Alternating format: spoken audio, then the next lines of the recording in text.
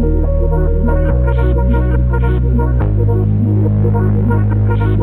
it when my doubts and my fears swell up like the ocean. It feels like I could drown in my tears. Hello friends, welcome back to my YouTube channel. I am Shashi. Friends, ಇವತ್ತಿನ topic ಬಂದ್ಬಿಟ್ಟು morning skin care routine ಯಾವ ರೀತಿ ಇರಬೇಕು ಅಂತೇಳೋ ಒಂದು ಉಪಯುಕ್ತವಾದಂಥ ಮಾಹಿತಿಯಾಗಿರುತ್ತೆ. Friends, ನಮ್ಮ ಚರ್ಮ ಆರೋಗ್ಯಕರವಾಗಿ, ಕಾಂತಿಯುತವಾಗಿ ಮತ್ತು ತಾಜಾವಾಗಿ ಕಾಣಬೇಕೆಂದರೆ ಬೆಳಗಿನ ಸ್ಕಿನ್ ಕೇರ್ ರೂಟೀನ್ ತುಂಬ ಇಂಪಾರ್ಟೆಂಟ್ ಆಗಿರುತ್ತೆ. ಅನೇಕರು ದುಬಾರಿ ಉತ್ಪನ್ನಗಳನ್ನು ಬಳಸ್ತಾರೆ, ಆದರೆ ಸರಿಯಾದ ಕ್ರಮವನ್ನು ಪಾಲಿಸೋದಿಲ್ಲ. ಪಾಲನೆ ಮಾಡದೇ ಇರೋರಿಗೆ ಈ ಇವತ್ತಿನ ವಿಡಿಯೋದಲ್ಲಿ ಬೆಳಗ್ಗೆ ಎದ್ದ ನಂತರ ಯಾವ ರೀತಿ ಸ್ಕಿನ್ ಕೇರ್ ಮಾಡಬೇಕು ಅಂತೇಳಿ ಹೇಳ್ಕೊಡ್ತೀನಿ. ಯಾವ ಉತ್ಪನ್ನಗಳನ್ನು ಬಳಸಬೇಕು ಮತ್ತು ಯಾವ ತಪ್ಪುಗಳನ್ನು ಮಾಡಬಾರ್ದು ಎಂಬುದನ್ನು ವಿವರವಾಗಿ ತಿಳಿಯೋಣ. ಫ್ರೆಂಡ್ಸ್, ಟಾಪಿಕ್ನ ಸ್ಟಾರ್ಟ್ ಮಾಡೋದಕ್ಕಿಂತ ಮುಂಚೆ ನೀವೇನಾದರೂ ಫಸ್ಟ್ ಟೈಮ್ ನಮ್ಮ ವಿಡಿಯೋನ ನೋಡ್ತಾ ಇದ್ದರೆ ಪ್ಲೀಸ್ ಸಬ್ಸ್ಕ್ರೈಬ್ ಮಾಡಿ, ಲೈಕ್ ಮಾಡಿ, ಶೇರ್ ಮಾಡಿ, ಹಾಗೆ ಒಂದು ಕಮೆಂಟ್ ಕೂಡ ಹಾಕಿ. ಇನ್ನೂ ಯಾರೆಲ್ಲ ಸಬ್ಸ್ಕ್ರೈಬ್ ಆಗಿಲ್ಲ ಬೇಗ ಬೇಗ ಸಬ್ಸ್ಕ್ರೈಬ್ ಮಾಡ್ಕೊಳ್ಳಿ. ಫ್ರೆಂಡ್ಸ್, ವಿಡಿಯೋ ನೋಡ್ತಾ ಇದ್ದೀರಾ, ಯಾರೂ ಸಬ್ಸ್ಕ್ರೈಬ್ ಮಾಡ್ತಾ ಇಲ್ಲ. ನೀವು ಸಬ್ಸ್ಕ್ರೈಬ್ ಮಾಡಿದರೆ ತಾನೇ ನನಗೂ ಗೊತ್ತಾಗೋದು ನಾನು ಮಾಡೋ ವಿಡಿಯೋ ಇಷ್ಟು ಜನಕ್ಕೆ ಹೆಲ್ಪ್ಫುಲ್ ಇದೆ ಅಂತೇಳಿ. ಅದಕ್ಕಾಗಿ ಪ್ಲೀಸ್ ಸಬ್ಸ್ಕ್ರೈಬ್ ಮಾಡ್ಕೊಳ್ಳಿ. ಓಕೆ ಫ್ರೆಂಡ್ಸ್, ಬನ್ನಿ ಇವತ್ತಿನ ವಿಡಿಯೋನ ಸ್ಟಾರ್ಟ್ ಮಾಡೋಣ. Friends, morning skin care routine ಯಾಕೆ ಮಾಡಬೇಕು, ಅದ್ರ ಪ್ರಾಮುಖ್ಯತೆ ಏನು ಅಂತೇಳಿ ನಿಮ್ಗೆ ಗೊತ್ತಿಲ್ವಾ? ಹಾಗಿದ್ರೆ ಈ ವಿಡಿಯೋ ಪೂರ್ತಿಯಾಗಿ ನೋಡಿ. ನಾನು ಯಾಕೆ ಸ್ಕಿನ್ ಕೇರ್ ಮಾಡಬೇಕು ಅಂತೇಳಿ ತಿಳಿಸ್ಕೊಡ್ತೀನಿ. ಮಾರ್ನಿಂಗ್ ಯಾಕಪ್ಪ ಸ್ಕಿನ್ ಕೇರ್ ಮಾಡಬೇಕು ನಾವು ಅಂತ ಹೇಳಿದರೆ, ರಾತ್ರಿ ಇಡೀ ನಮ್ಮ ಚರ್ಮ ತನ್ನಂತಾನು ಮರುನಿರ್ಮಿಸಿಕೊಳ್ಳುತ್ತದೆ. ಬೆಳಗ್ಗೆ ಎದ್ದಾಗ ಮುಖದ ಮೇಲೆ ಆಯಿಲಿ, ಬೆವರು ಮತ್ತು ಇತರೆ ಅಶುದ್ಧತೆಗಳು ಇರಬಹುದು.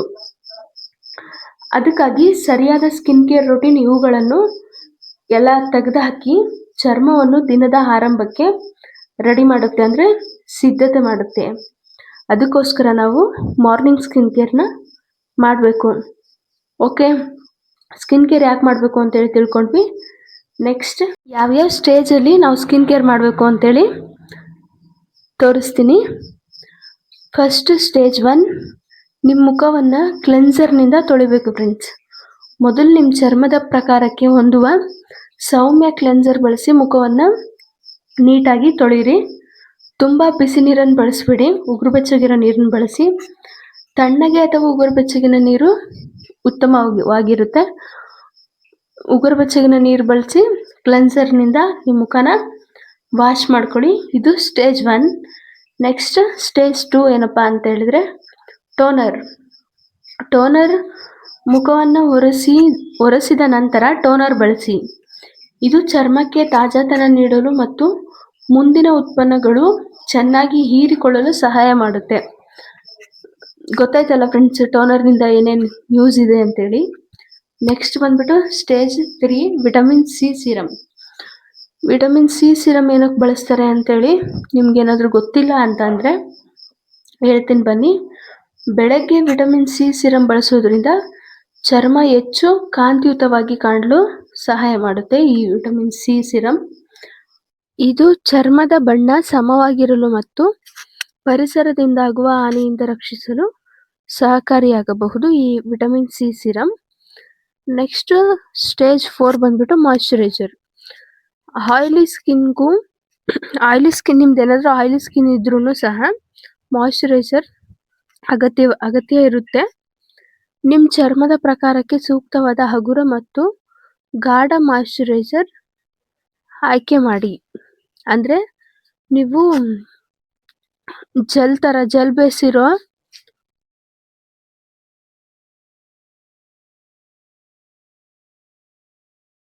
ಫ್ರೆಂಡ್ಸ್, ನಾವು ಡೈಲಿ ರೂಟೀನಲ್ಲಿ ಮಾಡುವಂಥ ತಪ್ಪುಗಳೇನಪ್ಪ ಅಂತ ಅಂದರೆ, ಡೈಲಿ ನಾವು ಸನ್ಸ್ಕ್ರೀನ್ನ ಬಳಸದೆ ಹಾಗೆ ಆಚೆ ಹೋಗೋದು, ಎಲ್ಲ ಒಟ್ಟು ಹೊರಗಡೆ ಹೋಗೋದು. ಆಮೇಲೆ ತುಂಬ ಕಠಿಣ ಕ್ಲೆನ್ಸರ್ನ ಬಳಸೋದು. ನೆಕ್ಸ್ಟ್, ಒಂದೇ ಸಮಯದಲ್ಲಿ ಅನೇಕ ಹೊಸ ಉತ್ಪನ್ನಗಳನ್ನು ಬಳಸೋದು. ಅಂದರೆ ಏಕದಮ್ ಒಂದೇ ಸಲ ಎಲ್ಲ ಪ್ರಾಡಕ್ಟ್ಗಳನ್ನ ನಿಮ್ಮ ಸ್ಕಿನ್ ಮೇಲೆ ಟೆಸ್ಟ್ ಮಾಡೋದು. ಈ ತಪ್ಪನ್ನು ನೀವು ಮಾಡಕ್ ಹೋಗ್ಬೇಡಿ. ಆಮೇಲೆ ಮತ್ತೆ ಚರ್ಮಕ್ಕೆ ಹೊಂದದ ಉತ್ಪನ್ನಗಳನ್ನ ಬಳಸೋದು. ಅಂದ್ರೆ ನಿಮ್ ಸ್ಕಿನ್ ಟೈಪ್ ಗೊತ್ತಿಲ್ಲದೆ ನಿಮ್ ಚರ್ಮ ಯಾವುದು ಅಂತ ತಿಳ್ಕೊಳ್ದೇನೆ ಅದಕ್ಕೆ ರಿಲೇಟೆಡ್ ಇರೋ ಉತ್ಪನ್ನಗಳನ್ನ ಬಳಸದೆ ಬೇರೆ ಉತ್ಪನ್ನಗಳನ್ನ ಬಳಸ್ತಿರ್ತೀರ. ಹಾಗಾಗಿ ನೀವು ಸ್ಕಿನ್ ಕೇರ್ ಮಾಡೋದ್ರಲ್ಲಿ ಫೇಲ್ಯೂರ್ ಆಗ್ತಿರ್ತೀರ. ನಿಮ್ ಚರ್ಮದ ಟೈಪ್ ಯಾವುದು ಅಂತ ನಿಮ್ಗೆ ಗೊತ್ತಿಲ್ಲ ಅಂತಂದ್ರೆ ನಾನು ನಮ್ ಚಾನಲ್ ಅಲ್ಲಿ ಒಂದು ವಿಡಿಯೋ ಅಪ್ಲೋಡ್ ಮಾಡಿದ್ದೀನಿ. ಹೋಗಿ ಬೇಕಾದ್ರೆ ನೀವು ವಿಸಿಟ್ ಮಾಡಿ ನೋಡ್ಬೋದು. Next stage 5 sunscreen. ಬೆಳಗಿನ ಸ್ಕಿನ್ ಕೇರ್ ನಲ್ಲಿ ಅತ್ಯಂತ ಮುಖ್ಯವಾದ ಪಾರ್ಟ್ ಸನ್ಸ್ಕ್ರೀನ್. SPF 30 ಅಥವಾ ಅದಕ್ಕಿಂತ ಹೆಚ್ಚಿನ ಸನ್ಸ್ಕ್ರೀನ್ ಅನ್ನು ಮುಖ ಮತ್ತು ನಿಮ್ಮ ಕುತ್ತಿಗೆ, ಕಿವಿಗಳಿಗೆ ಹಚ್ಚಿ ಹೊರಗೆ ಹೋಗೋದಕ್ಕಿಂತ ಮುಂಚೆ ಒಂದು 15 to 20 ಮಿನಿಟ್ಸ್ಗಳ ಮುಂಚಿತವಾಗಿ ಹಚ್ಚುವುದು ಉತ್ತಮವಾಗಿರುತ್ತೆ. ಫ್ರೆಂಡ್ಸ್, ಹಾಗೆ ಚರ್ಮದ ಪ್ರಕಾರಗಳಿಗೆ ಸಲಹೆಗಳನ್ನ ತಿಳ್ಕೊಳ್ಳೋಣ ಬನ್ನಿ. ಮೊದಲನೇದಾಗಿ ಡ್ರೈ ಸ್ಕಿನ್ ಹೆಚ್ಚು ತೇವಾಂಶ ನೀಡುವ ಮಾಯಿಶ್ಚರೈಸರ್ ಬಳಸಿ. ಡ್ರೈ ಸ್ಕಿನ್ ಇರೋರಿಗೆ ಹೆಚ್ಚು ತೇವಾಂಶ ಇರುವಂತ ಮಾಯಿಶ್ಚರೈಸರ್ ನ ಬಳಸೋದು ಉತ್ತಮ. ಹಾಗೆ ಆಯಿಲಿ ಸ್ಕಿನ್ಗೆ ಜೆಲ್ ಬೇಸ್ ಇರಲಿ, ಹಾಗೆ ಲೈಟ್ ವೇಟ್ ಫೀಲ್ ಇರಬೇಕು. ಆ ತರ ಇರೋ ಉತ್ಪನ್ನಗಳನ್ನ ಆಯ್ಕೆ ಮಾಡಿ. ಆಮೇಲೆ ಕಾಂಬಿನೇಷನ್ ಸ್ಕಿನ್ ಅವ್ರಿಗೆ ಮುಖದ ವಿವಿಧ ಭಾಗಗಳು ಅಂತ ಅಂದ್ರೆ ಟಿ ಝೋನ್ ಅಗತ್ಯಕ್ಕೆ ತಕ್ಕ ಉತ್ಪನ್ನಗಳನ್ನು ಬಳಸಿ. ನೆಕ್ಸ್ಟ್ ಸೆನ್ಸಿಟಿವ್ ಸ್ಕಿನ್ ಅಂದ್ರೆ ಸಂವೇದನಾ ಚರ್ಮ ಅಂತೇಳಿ ಕನ್ನಡದಲ್ಲಿ. ಸುಗಂಧ ರಹಿತ ಮತ್ತು ಮೃದುವಾದ ಉತ್ಪನ್ನಗಳನ್ನು ಆರಿಸಿ. ಹೊಸ ಉತ್ಪನ್ನಗಳನ್ನು ನೀವೇನಾದ್ರೂ ಹೊಸದ್ ಮಾಯಿಶ್ಚರೈಸರ್, ಸನ್ಸ್ಕ್ರೀನ್ ಯಾವ್ದಾದ್ರು ಬಳಸ್ತೀರಾ ಅಂತ ಅಂದ್ರೆ ಫಸ್ಟ್ ನಿಮ್ ಯಾವ್ದಾದ್ರು ಕೈಯಲ್ಲಿ ಯಾವ್ದಾದ್ರು ಒಂದು ಚಿಕ್ಕ ಭಾಗಕ್ಕೆ ಟೆಸ್ಟ್ ಮಾಡಿ ಆಮೇಲೆ ಯೂಸ್ ಮಾಡೋದು ತುಂಬಾ ಒಳ್ಳೇದು. ಸೆನ್ಸಿಟಿವ್ ಸ್ಕಿನ್ ಅವ್ರು ಮಾತ್ರ. ನೆಕ್ಸ್ಟ್ ನಾವು ಸಾಮಾನ್ಯವಾಗಿ ಮಾಡುವಂತಹ ತಪ್ಪುಗಳೇನಪ್ಪಾ ಅಂತ ಹೇಳಿದ್ರೆ, ಸಮತೋಲನ ಆಹಾರ ಸೇವಿಸುವುದು ಮುಖ್ಯವಾಗಿರುವಂತಹ ಒಂದು ಭಾಗವಾಗಿರುತ್ತೆ.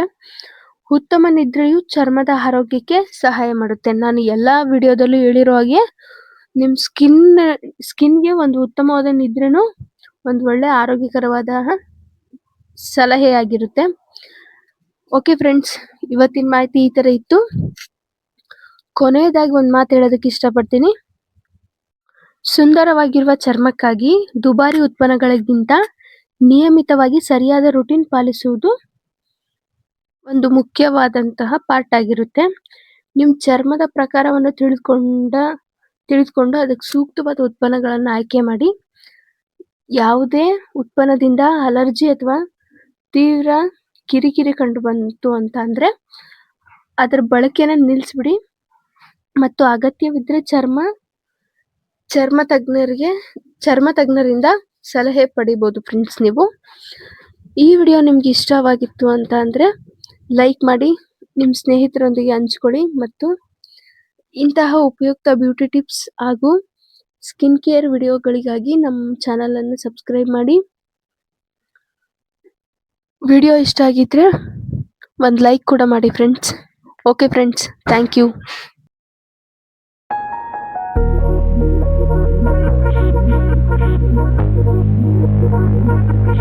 Hate it when my doubts and my fears swell up like the ocean.